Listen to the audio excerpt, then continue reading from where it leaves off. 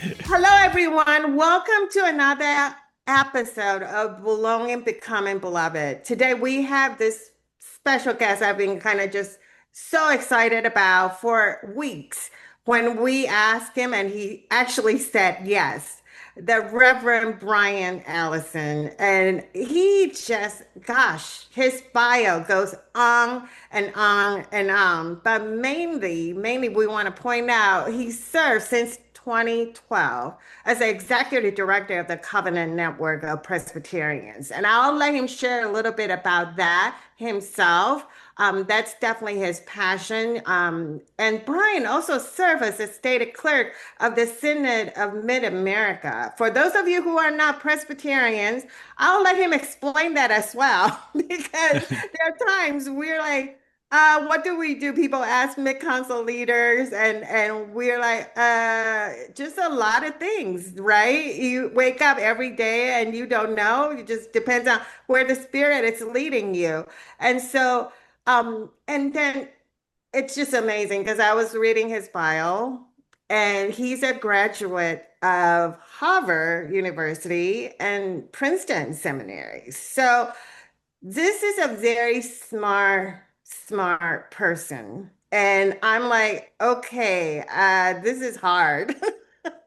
You're So, making this is getting harder and harder now. I'm feeling the expectations are rising, Francis. oh gosh, no, you will be just fantastic. Honestly, we have been so excited. We've been, even before General Assembly this year for PCUSA, Sean and I have been talking about your name came up consistently. But going into GA, we know there's a lot of politics and things in that, and people may not be comfortable. So we sort of waited, and we are just so grateful that you're willing to come and share with us and share with people exactly, what you do and where you see God working right now, because I'm sure there are a lot of great things that's happening. I'm So, so grateful for the opportunity to talk about not only the Covenant Network, but about the ways that LGBTQIA plus people are serving in the PCUSA and beyond. And yeah. I'm delighted to share some of that excitement and hope with you all. So thanks for giving me the opportunity. Well, thank you for coming. We're So, do you excited, want to? but now I'm kind of overwhelmed that I'm like, okay, he's a Harvard guy, he's a Princeton guy, he's an Ivy Leaguer. I'm like, wow. You know, I, Yeah, I want you to know I want to what? point out a logical fallacy in your intro, Francis. Okay. I know a lot of people who went to Harvard and Princeton who I would not say are super smart, and I'm not even sure I'd say that about myself. So don't set your expectations too No, no, high. no. Brian, so here's a joke, right? So as you can see, both Sean and I, we're Asians. Asian Americans, we are like Harvard, really? Like all our parents, since we're little, was like, you gotta be either in Harvard or Princeton. Otherwise, they're nothing. So to us, like that is the high bar. So just a little bit of that. To Anyway. all Asian mothers out there, you are exactly what the child they want. Yeah, I I, feel I 100% certain that is not the case, but okay, I appreciate your saying so. No, like seriously, like even though your child can't get in, I'm like, one thing there's like a 0.0001 chance. I think I'll go for it. Go apply for Harvard. And I was like, oh, okay, mom, come on. But anyway, so No, thank it's funny. I mean, I didn't plan on talking about Harvard today at all, actually, but it is one of the things that I get to do every once in a while as an alum is interview applicants, like high school students from around here who are yeah. applying, and every single time, I mean, almost every single time, I think this kid is amazing. I mean, I will. They're 10 times better than I ever was in high school. I don't know how, and of course, they almost never get in because, as you said, the percentage is so small. It's much harder than when I went, and I always think, this is so depressing because there's so many amazing young people who don't get in. And then I realize it's not that depressing because they end up going to perfectly excellent schools and living perfectly excellent lives. And going to Harvard isn't really that big a deal. So I'm really glad. I'm really glad you mentioned that, and it's a lot of fun to. Thank you for that assurance Yeah. for Asian Yes. parents here. Like we're like, oh, Yes. my kid is gonna be okay. I say that to parents of all races and ethnicities. Do There you not think your kid has to go to Harvard. go. Oh, thank you. Well, let's talk about your work with Covenant Network. So I have, as you said, been with Covenant Network since 2012. Before that, I was a pastor for 13 years. Was ordained in 1999, and the Covenant Network is a national organization of more than 450 congregations and thousands of individuals who are committed to educating, equipping, and engaging the Presbyterian Church USA to be more fully, authentically, and effectively inclusive of LGBTQIA plus people in its life and leadership. For a lot of years, we were founded in 1997. Oh, wow. That was the very year that the so-called Fidelity and Chastity Amendment was added to the Book of Order, the language that effectively prohibited LGBTQ people from being ordained as deacons or elders or ministers. And the organizers of the Covenant Network wanted to sort of put together some money, some time, some effort to essentially to reverse that policy. They wanted to say this isn't the church that we are. It can't be who we become, and they put together amazing resources and materials and events. And I think some of those founders have told me that they expected this would take a couple of years and the church would reverse its position.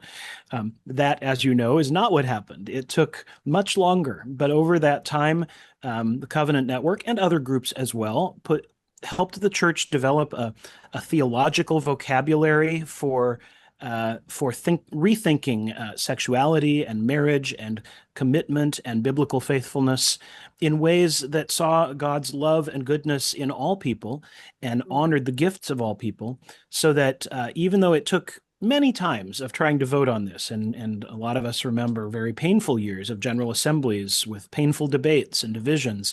But in 2010, the General Assembly finally voted to change that language in the Book of Order and have the presbyteries in the year after 2011 finally ratify those changes.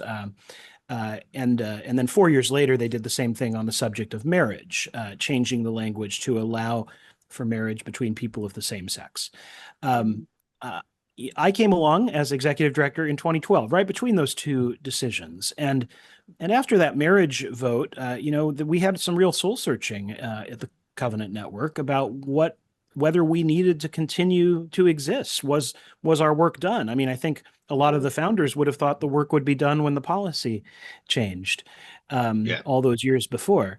But what we came to recognize and agree and really recommit ourselves to was that it's not enough to just win a vote. You need to win hearts and minds. It's not enough to change the policy. You have to live into the policy and figure out how to do it and what it means. And so we have committed ourselves to working with congregations, especially, and presbyteries and church leaders to help them be more authentic and effective at truly lifting up people of diverse gender identities and sexual orientations, not just for ordained roles, but to be authentically welcomed and authentically celebrated in the life of the church and in many ways out in society as well. So that's what we do now. I did see you all at General Assembly, of course, and we do still work at General Assembly on particular overtures or issues, but the truth is that is a much smaller portion of our work these days than it was when we were founded. Most of what we do is provide resources and education and pastoral support and educational support to churches and presbyteries to help them build stronger ministries.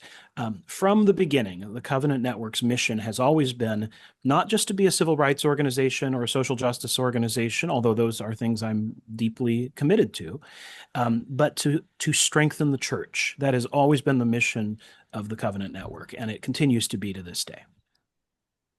So for example, if a presbytery or a congregation's interested, like educating more about the subject, So is that how we reach out to you when you say you serve as resources? Can you talk a little bit about what are some of those things? And I guess I'm not aware of that resources myself. Sure, sure.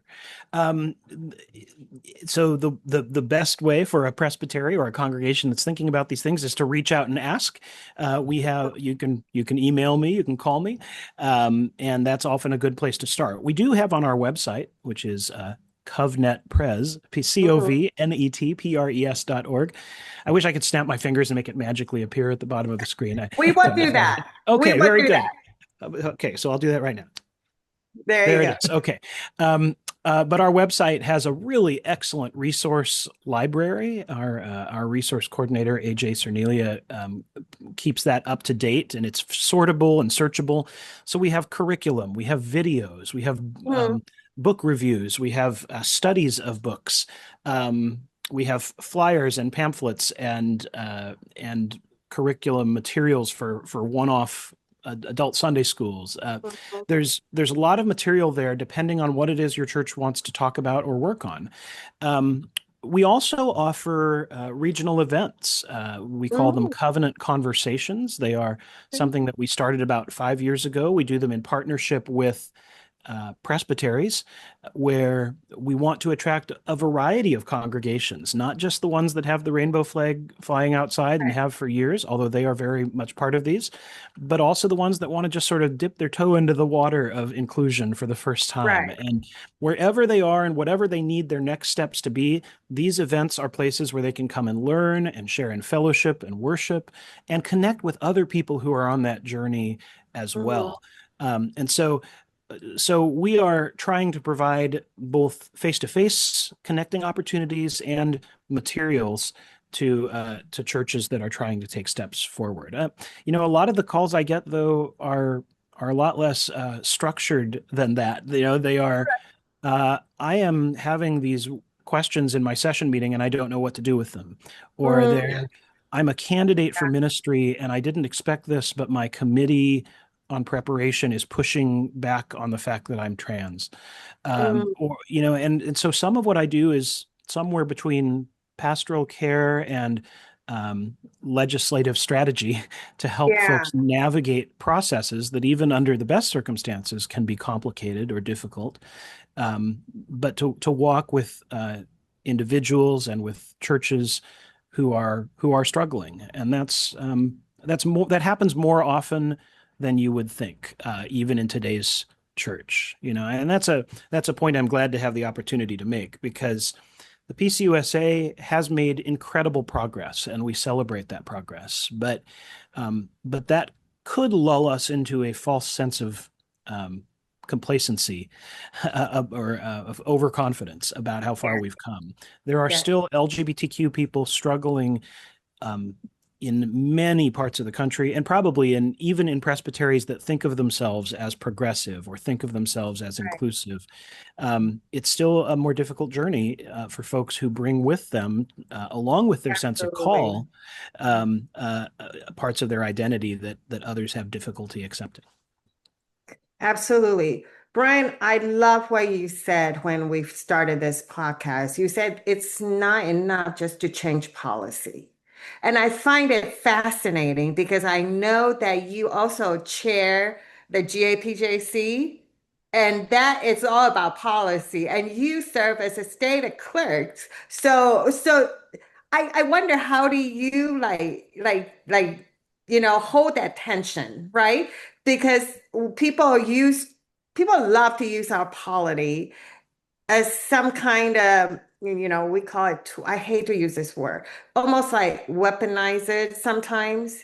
And so how do you hold that tension, especially sometimes the polity is uh pretty black and white.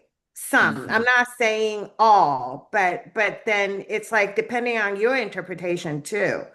And so when you say it's not enough to just change the policy, it just resonated with me so much, especially dealing with congregations.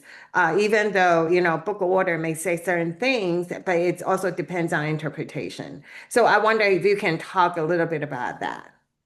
Yeah, I'm always happy to talk about polity. I'm a polity nerd. I freely admit it. Um, and yes, it's it was really exciting. It was a deep honor to be elected moderator of the General Assembly Permanent Judicial Commission. It was a deep honor to hand off that role at the end of my term to Scott Clark, who is another openly gay minister Yeah. in the church, and another polity nerd, if he doesn't mind my saying so. Um, that itself is a sign of how far the church has come, though I think neither of us particularly thought that our sexual orientation was a relevant consideration Right. in our work there. And in fact, I don't think any of our cases had anything to do with sexual orientation in the years that we were moderating the commission. Mhm. Um, but yes, I think the church's polity is a great gift. I think the Presbyterian Church. I mean, our polity is what gives us our name, Presbyterian. It is, presbyter, elder. It is how we are governed, and that's the word we use to describe who we are. Mhm. I don't think that's an accident.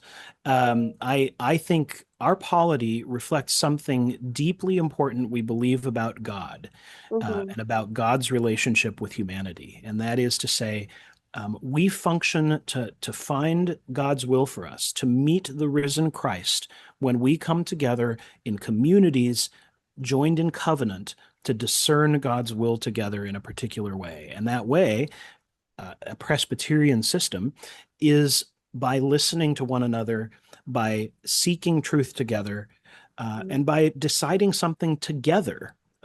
We often do it by voting, Okay. but the point is that we do it together, not with one person saying, "Here is what God is saying to us," um, Yeah. and Yeah.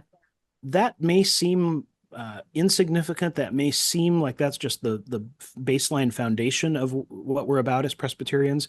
But I think it's incredibly significant. I think it is our significant contribution to the global church that the folks in the Reformed and Presbyterian traditions uh, make decisions this way and say, this is how God speaks. This is how God makes God's self known to us in Mhm. today's world. Um, Mhm. and if we believe that, I it calls on us to take that, I think, way more seriously than we do. How we think about General Assembly and how we gear up for it, how we approach our presbytery meetings, which are places that are supposed to be covenant communities. Mhm. Um, you Yeah. know, uh, and how we think about the Book of Order, which it's easy to sort of uh, treat it like it's just this big book of rules that's kind of annoying.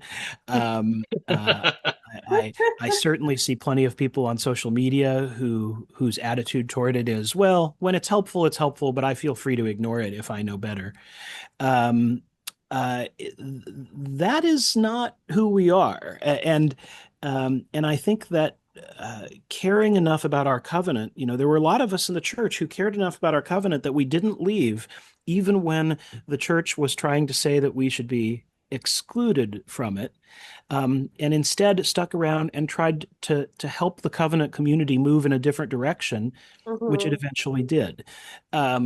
So I do feel very deeply that our polity is about more than just sort of a perfectly neutral way of just, an irrelevant part of our life that just happens to be the way we make decisions. Yeah. I think it's actually a defining characteristic of who we are. And I guess I feel fortunate that I can be a stated clerk where it is sort of my job to say that. Mhm. But I would feel that way even if I weren't a stated clerk. Uh, Yeah. Yeah. this is essential. And so, your question, Francis, of what do we make of that tension that sometimes exists between being rule bound Mhm. and being covenantal? Mhm. Um, it is sometimes felt as a tension, but I think at the heart of our theology, it isn't a tension. It's a feature, not a bug.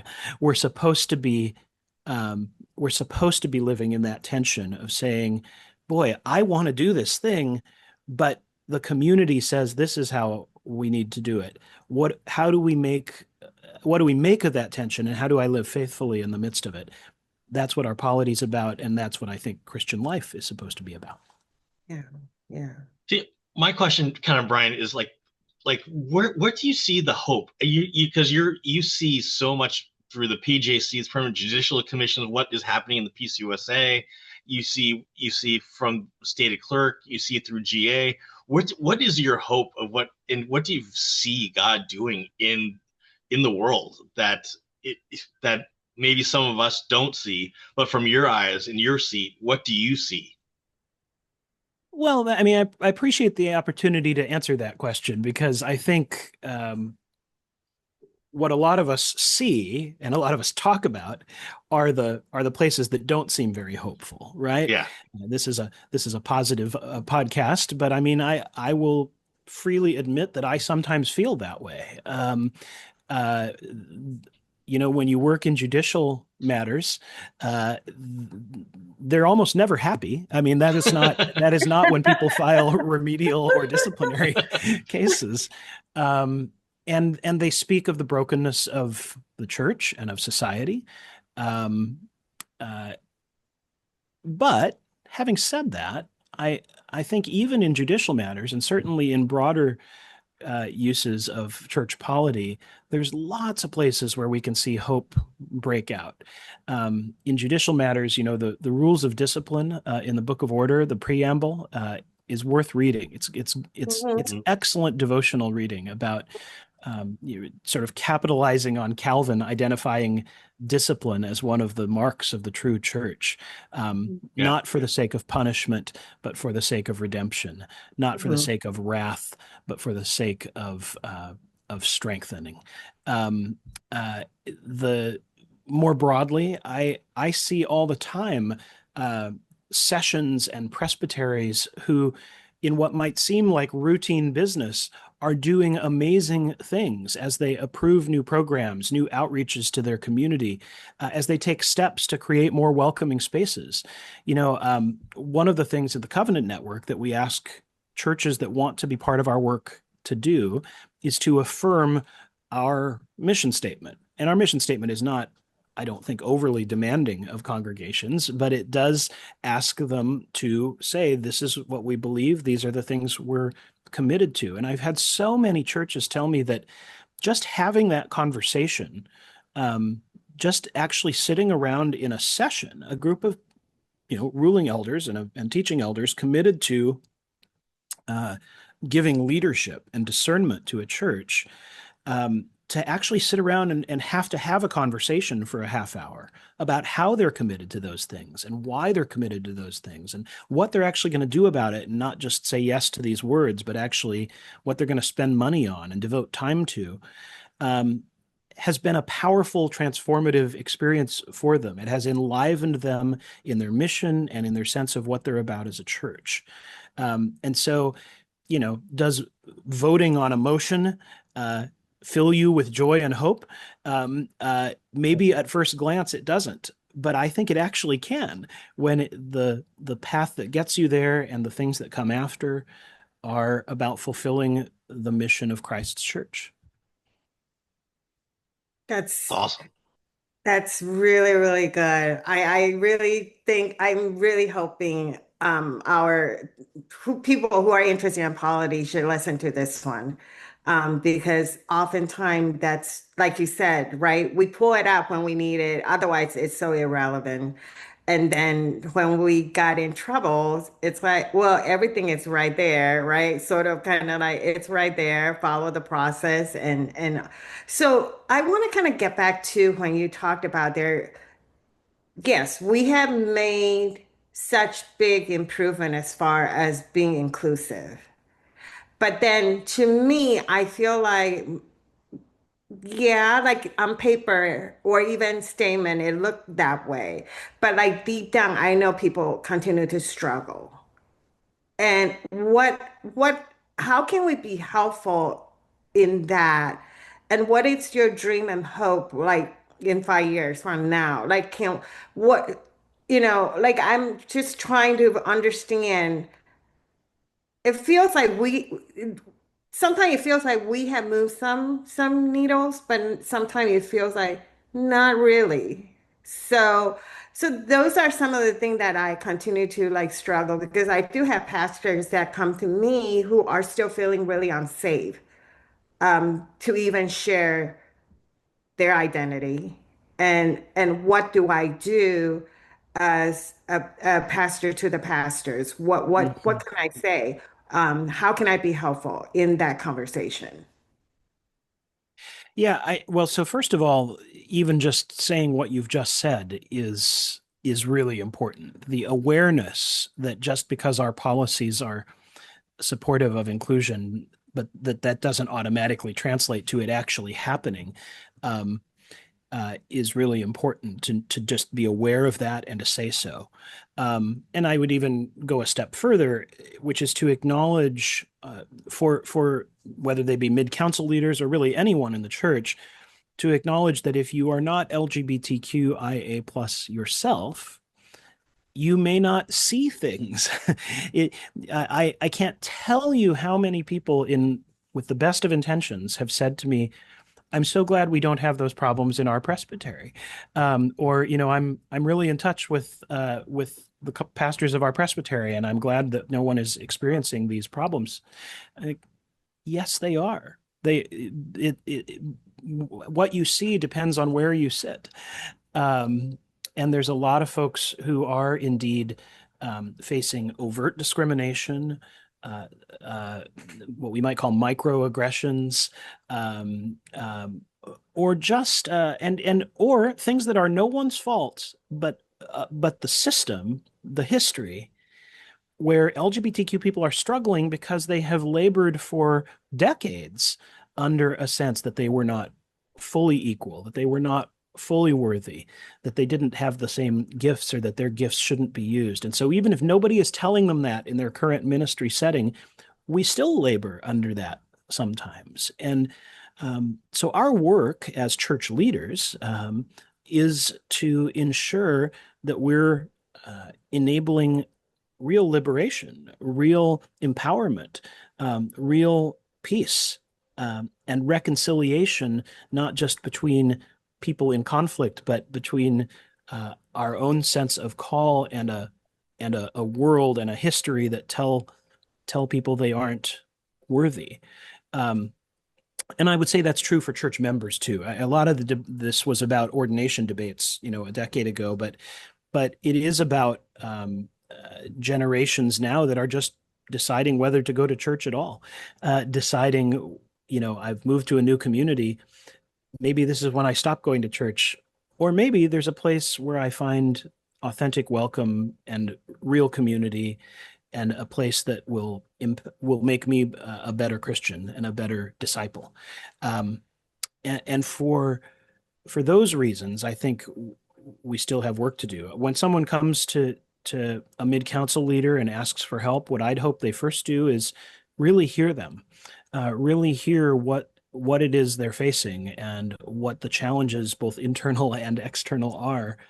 Um, and then recognize that there is help, that there are resources that no individual pastor who a church member comes to, or no individual executive presbyter who a pastor comes to, has to do this alone. There is a whole community, a whole body of resources, organizations like the Covenant Network who stand ready to walk alongside them and help take the next steps. Yeah, because it is very interesting. Like as a national body, here's what we affirm as the PCUSA, but then and then we as a presbytery, okay, yeah, we affirm that too. But what's the reality of how do we change culture? I think that's a larger struggle. Is like how do we change a culture as we move from generation to generation within our presbyteries? Is how do we change the culture to match the outside culture? I think that's the harder thing. Is like we have these deep embedded beliefs from some of our older generations of pastors and elders and stuff like that. But it's that changing of the culture of like, okay, here's what the national denomination, here's what I believe, but how do we, what does that actually mean in the everyday presbytery life? Right. And because one thing of saying, hey, we believe in inclusion, but we haven't had someone in our presbytery that we've had to really deal with on the presbytery level of Right. dealing with inclusion. Like, hey, the PCUSA says yes, but how do we deal? And I think that's a harder struggle sometimes, especially in some smaller presbyteries or rural presbyteries, or even in San Diego presbyteries. Like, well, we talk about LGBTQAI plus issues, but we haven't had a pastor come through that is truly LGBTQ. You know what I mean? So what Right. does that mean when someone's being examined on the floor? Like there's people that are affirmative of that affirm that inclusive that have gone through the presbytery, but we have not truly dealt with a person that's come through the San Diego presbytery. Right. And you know, not to pick on San Diego Presbytery, but I mean, I think a presbytery has to ask itself why that is, you know, Yeah, and what kind of environment is created for them long before they get to the floor of presbytery. yeah, What is happening at the Committee on Preparation for Ministry? Um, are there efforts actually being made to cultivate the gifts of queer folks in the congregations of the presbytery? Are they welcome in the youth groups of the churches of the presbytery, the Sunday schools? Um, all of those things start to have a long-term impact when we dig deeper. Um, I also think, you're raising something else that's important in naming the differences between presbyteries. A lot of the whether LGBTQ people say they are thriving in today's church depends very much on where they are. And there are presbyteries like the one I'm fortunate to serve in, Heartland, in the Kansas City area, where I think we maybe have 11 or 12 openly LGBTQ ministers serving in installed or validated positions. yeah. Um, there is a sense of community. There is, I don't think we worry about on a daily basis uh, being excluded from something in the presbytery on the basis of our orientation. People are in senior leadership roles of the presbytery, and yet at the same time, there are plenty of churches or plenty of presbyteries around the country where there are zero openly LGBTQ people serving in Yeah. installed or validated positions, or where there is one, and that person is having a very different experience um, in terms of the integration of their identity with their vocation. Um, there's ways that it can be made to feel very separate, very isolating, um, essentially something you don't talk about, even if people know. Um, and I think that diminishes our ministry. Um, I haven't shared this here yet, but I served as a pastor for 13 years, and I was in the closet for most of those years. It was most of those years were before the policy changed with regard to ordination, and I sort of had found myself already feeling a sense of call and beginning to serve as a pastor before I was in a relationship, but also around the same time that the policy prohibiting my ordination would have been passing.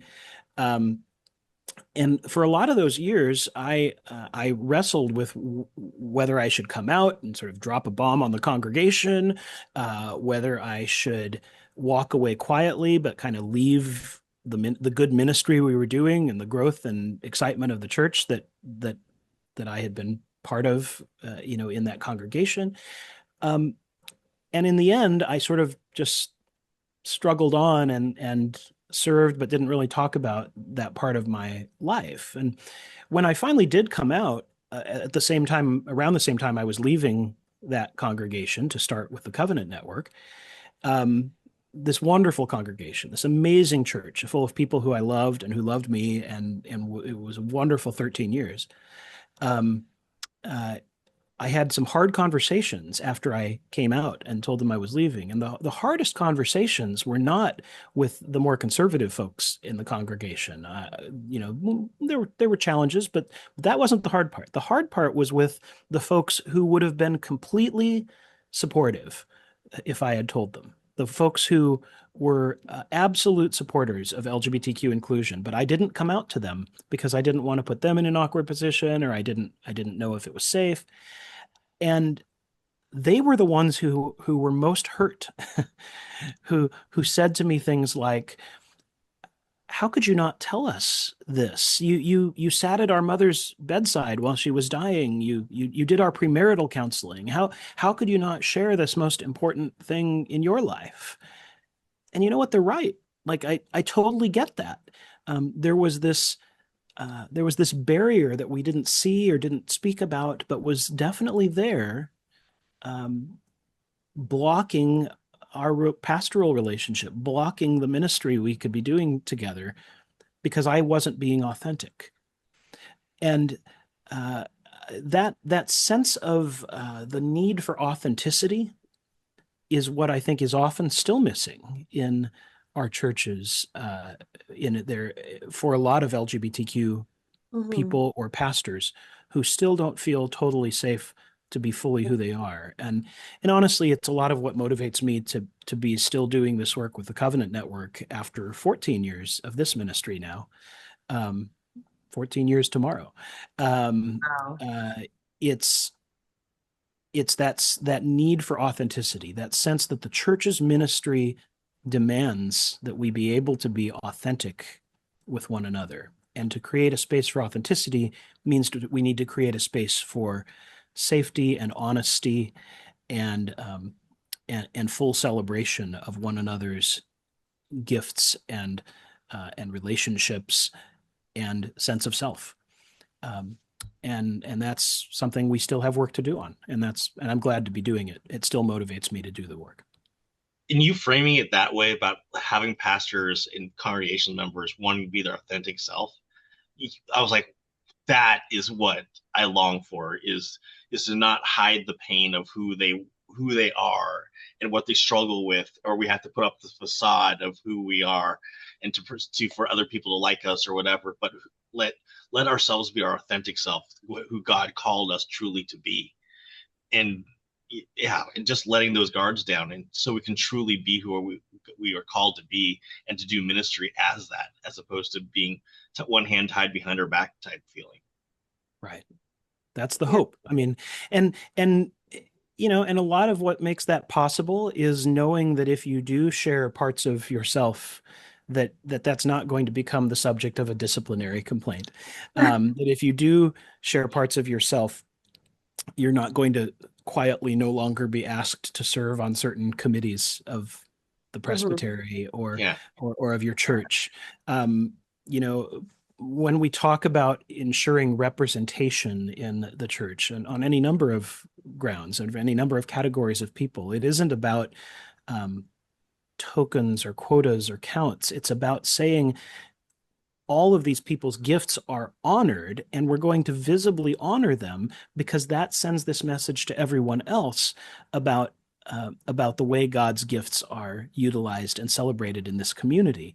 Um, and and the idea that we would have queer folks teaching kids Sunday school classes, or being the treasurer of the congregation, um, or being an executive presbyter, um, is Mhm. is so profoundly important for the church to be able to proclaim the gospel in today's world and say, this is what it means. It is this transforming. It is this all encompassing. And the church is this inclusive of all of the people God loves. As you were kind of talking, one thing that came through my head is all these people, all these, as we've gone through these last 13, 14, 15 years, of all these wounds that we have in our pastors, in our congregations, how how do we go about rectifying some of those wounds? Because some of these are deep, you know what I mean? Yeah. And how do we even, yeah, how do we, I don't even know where to even start. But as you talked about, like holding back your authentic self, you get held back from committees, you mean, and how do we rectify some of these things that we as the church have done? While people said it was because of blah blah blah blah blah, but we've still wounded a number of people in the PCUSA and even beyond our denomination. But how do we bring about a healing sort of thing Mm-hmm. that that maybe we don't even acknowledge. We go, okay, we did that to you, we've moved on. But there are real deep wounds. How do we deal with some of that, and how do we go about healing some of those? Yeah. Well, I mean, I think the scriptures would give us some guidance here. I think repentance is Mhm. important. By repentance, I am less concerned with the language of apology or saying we're sorry, although that isn't a bad thing either. Um, and more concerned with actions that sort of turn us in a new direction.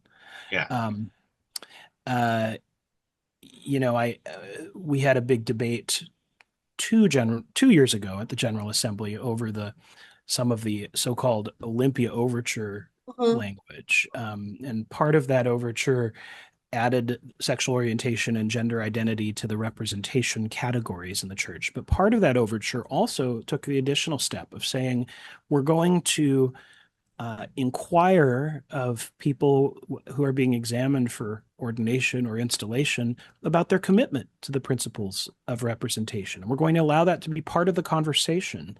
We're not going to suppress talk about that. We're not going to pretend it doesn't matter what you think about those things, but instead we're going to elevate that as part of how we make decisions about who exercises leadership in the church. um, that I see as one of those acts of repentance, one of those acts of trying to do this a little differently in the future in ways that people's lives are not diminished or set aside um, or suppressed. Um, I think there's other ways we can do it. I think some of it is not as easy as passing a motion or changing a line in the Book of Order. It's about building deep relationships. I say all the time that I wish this job were about arguing people into changing their minds about inclusion because I'm pretty good at arguing. But in fact, I've never once changed anyone's mind by arguing in this the whole time I've been doing this work. I have seen people's minds change, lots of people's minds changed, and it's because of relationships. It's because they have known uh, uh, a trans grandchild or a gay pastor. It's because they have invested in listening to their neighbor or the person who sits next to them in the pew. Mhm. Um, it's because they have connected with each other in ways that touch their heart. Um, and so I do think I don't have the magic formula for healing, but I think a piece of healing is always going to be about deepening our relationships with intentionality, even when it's uncomfortable, even when it doesn't come naturally. Um, but that's how people are going to move forward together in a spirit that is more affirming, in a spirit that is more welcoming of the other person. Um, and I think that's the way forward for sessions that have previously thought of themselves as more traditional or not open to these things. Is let's just talk about the people Yeah, that we are talking about. Let's not talk about the issue. Let's talk about the people. Let's meet them. Let's Yeah. listen to them. And yeah. and I think when that happens, you have a very different kind of conversation, and I think a healthier one. I appreciate your time, Brian. Like just hearing that whole authenticity conversation that we had like a few moments ago, that was awesome about helping. How do we find our authentic self, and how do we uplift it in other people instead of holding people back? I think that's the key in not just it's in all areas of like, hey, how do we help you live into who God calls you to be? And Yeah. whether you're an immigrant leader or whether you're queer or wherever whatever you are, it's help us. We want to help you live into who God called you to be. And yeah, And and I also thank you. there's yeah, and then there's the basic thing, right? Like dignity, right? Human dignity is so important, right? No one should be robbed of that. And so I think that's what God created us to be, and no one has the right to tell us that's not what God intended word, right? So thank you. I so appreciate the vulnerability and even sharing some of your own story. That's very powerful.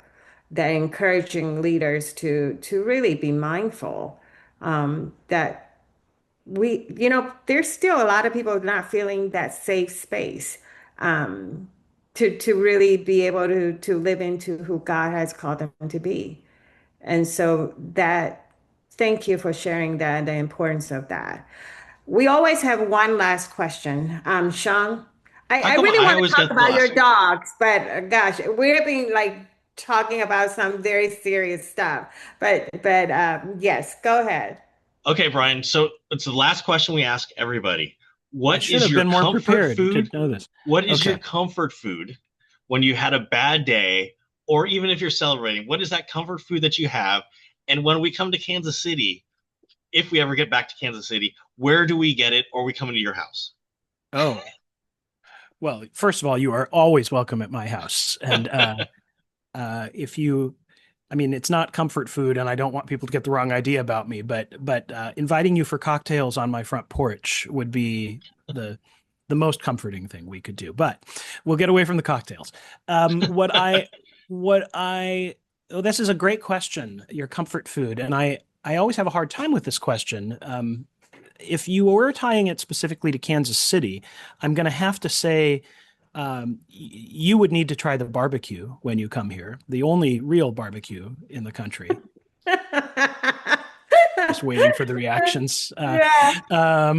But Kansas City barbecue, have a plate of burnt ends, pour some of that great sweet rich sauce on them, and I can introduce you to many good locations for getting that. Um, but I also will say another of Kansas City's historic foods, and one that is a good comfort for me in the right moment, is a really good steak, cooked medium rare, um, uh, ideally on the grill, um, maybe just seared at the end to really seal in the juices. I'm getting That's hungry. Yeah, that's I'll go with a good steak, but Medium barbecue for the rare. visitor. Yeah, medium rare for sure. Okay, if we're going outside Kansas City, besides just locally Kansas City, what is that comfort food for you? If you're not, Oh, you're those not aren't good enough. located, Okay.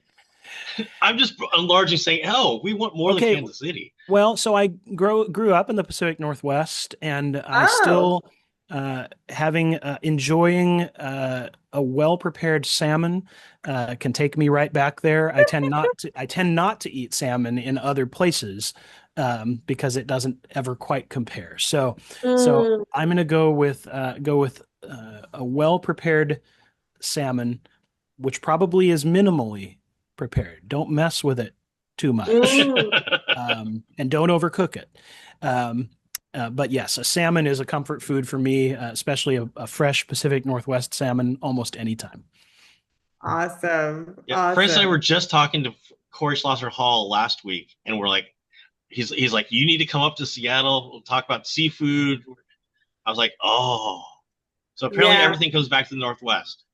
there Corey you and I, Corey and I agree on most things, but we definitely agree on that.